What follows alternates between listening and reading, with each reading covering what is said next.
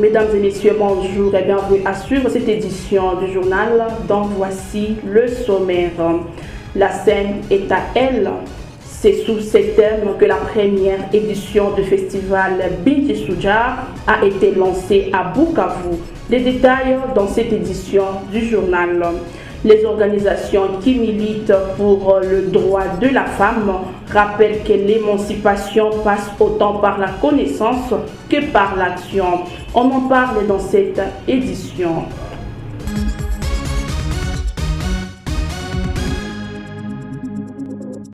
La scène est à elle. C'est sous ces thèmes que le festival Binti Soujar a été lancé dans la ville de Bukavu ce lundi 9 mars 2026.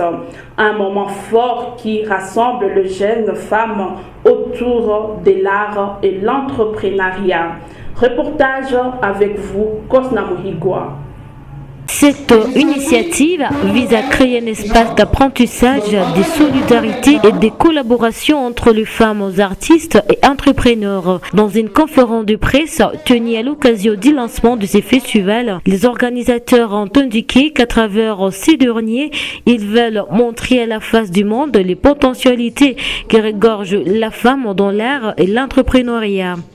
À travers ce festival, nous voulons offrir une plateforme d'expression, de visibilité et d'opportunités aux femmes artistes et entrepreneurs. Dans notre société, les femmes possèdent un immense talent dans plusieurs secteurs, que ce soit artistique ou entrepreneurial, dans la musique, dans l'humour, dans le théâtre, dans l'art visuel, dans l'entrepreneuriat culturel. Pourtant, ces talents restent peu visibles. C'est pourquoi le festival Binti Soujar a été créé, pour mettre en lumière ces talents, les encourager à la participation active des femmes dans la culture et dans le développement de notre communauté. Ces événements qui s'étendent du 9 au 15 mars 2026 portent non seulement sur les spectacles artistiques, mais aussi sur les échanges culturels, les ateliers de formation pour femmes et les espaces d'expression pour les entrepreneurs. Pendant la session consacrée au leadership féminin, les participantes seront être outillées pratiquement pour mieux se positionner sur le marché comme l'entrepreneur et artiste. En fait, j'ai appris beaucoup de choses et dans cette session des masterclass, des choses que j'ignorais, qui tournaient autour de moi et que je ne connaissais pas. Ces choses sont vraiment importantes. Surtout, j'ai aimé une partie quand notre formatrice, si je peux le dire, là, parlait des 4 choses importantes qui sont très souvent liées l'une à l'autre et que moi j'ignorais très souvent.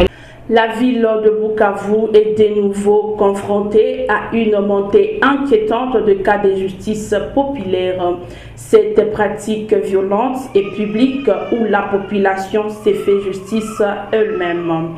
Mapenzi Chiribagula Divine, psychomotricienne et assistante à la faculté des sciences sociales à l'UEA, alertait sur les effets à long terme. Ces retombées psychologiques menacent l'équilibre des générations futures et fragilisent la cohésion sociale. La question de justice populaire, les retombées auprès de nos enfants adolescents qui y assistent peuvent être nombreux à long terme parce qu'il y a déjà la haine qui est nourrie dans l'esprit des enfants. Les enfants grandissent avec une vengeance incontrôlée où on va faire face à long terme à une jeunesse sans amour, sans partage. Il n'y a pas de tolérance zéro, il n'y a pas l'amour du prochain.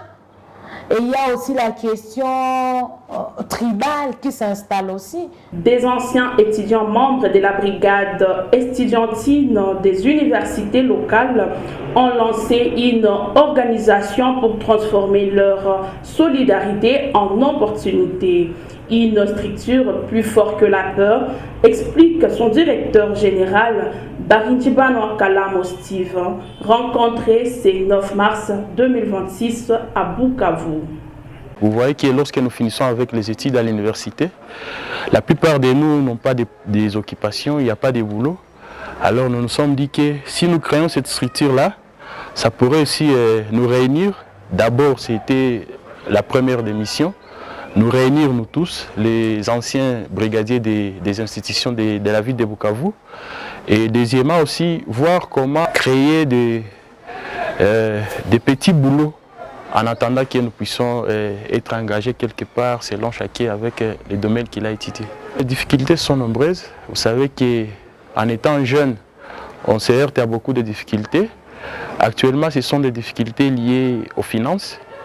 Nous avons besoin de bailleurs de fonds, de partenaires qui peuvent nous soutenir dans notre vision, mais aussi difficultés aussi liées à la reconnaissance par les autorités.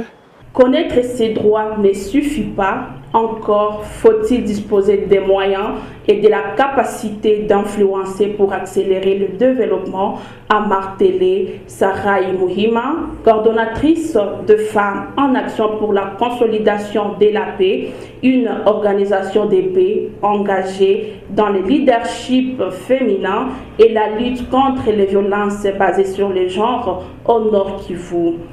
Elle s'exprimait à l'occasion du mois de la femme, rappelant que l'émancipation passe autant par la connaissance que par l'action.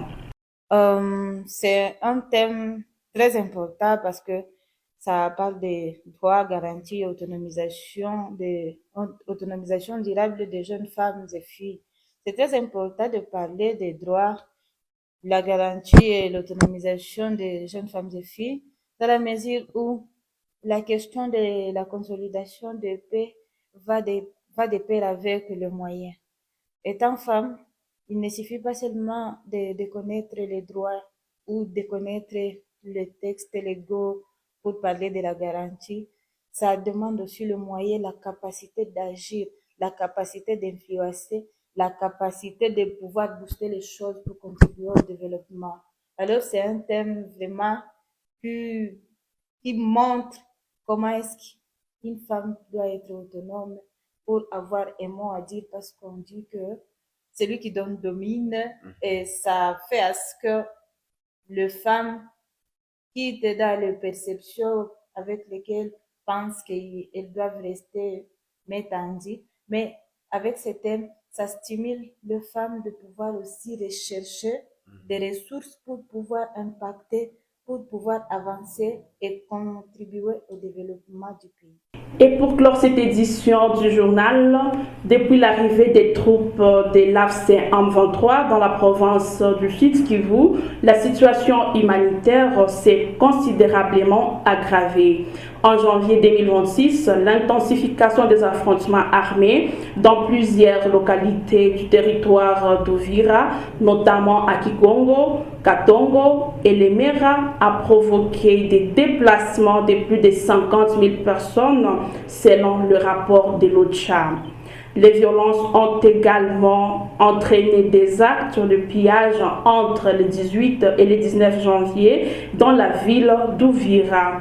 Au moins 7 organisations humanitaires ont été touchées, tandis que d'autres incursions armées ont été signalées dans plusieurs régions. Sur le plan sanitaire, l'insécurité complique l'accès aux soins et accentue la malnutrition. En janvier, 610 enfants souffrant de malnutrition aiguë sévère et 500 atteints de malnutrition modérée ont été pris en charge.